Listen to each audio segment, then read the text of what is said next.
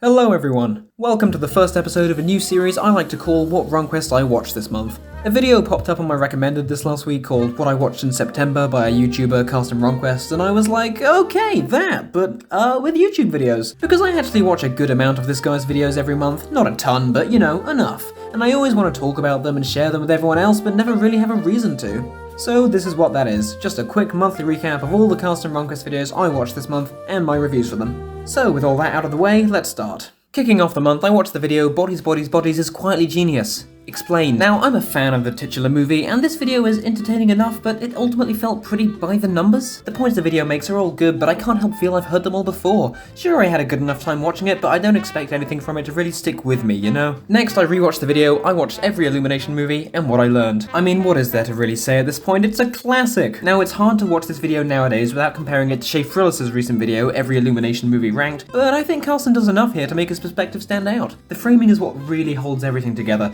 Carsten doesn't just evaluate the movies on their own merits, but also examines their place in our modern film landscape and his own personal relationship with them. The only sour note here would have to be the ad read. Listen, I have nothing against ad reads in general, but this one just felt so lifeless and formulaic. Like, I know there's a script you have to follow, but after seeing what channels like Internet Common Etiquette can do with these things, I can just never go back. Next, I watched another recent video, roasting your favourite movies again, and let me just say, the gimmick's getting a little old, Carsten. The original video from 2021 felt really original and fresh at the time, and while some of that magic is still present, the formula can't help but feel a bit tired 1 year on. At this point, it just seems really unfair to be taking these innocent people's letterbox accounts and subjecting them to such harsh and unfair criticism. I think I speak for all of us when I say that you just have to stop it. Enough is enough, and no more of the gimmick, you just have to end it. Just stop it, Carsten. You have to stop it. I'm telling you, you have to stop doing it. You have to stop doing it. But I mean, if you wanted to review mine, then that's cool, you could do that. Then I watched What I Watched in August, and it was pretty good. With these videos, you always know pretty much exactly what you're gonna get, but that's no bad thing. Carsten has perfected this digestible format, and as always, it left me with a lot of new stuff to check out. Couldn't agree more on the rehearsal. I respect his perspective on everything everywhere, and it's good to know I do not need to watch Bullet Train. Next, I watched What I Watched at TIFF 2022, and let me say, I think I just fell in love with Carsten's videos all over again. I think what makes this video so special is that it's not just a review compilation, it's a story. One which captures your imagination and makes you feel that anything is possible. Just when you think you're settling into the flow of the video, BAM! Finn Wolfhard shows up. I mean, come on! Not only did this video give me first impressions for many films I've been excited to see, it also introduced me to brand new movies I'd never even heard of. And to top it all off, the cherry on the cake, that screening of The Fabelmans. I mean, oh man! Not only is it sounding like a fantastic movie, but the image of the entire crowd standing up and booking it to another theatre as soon as Glass Onion ended?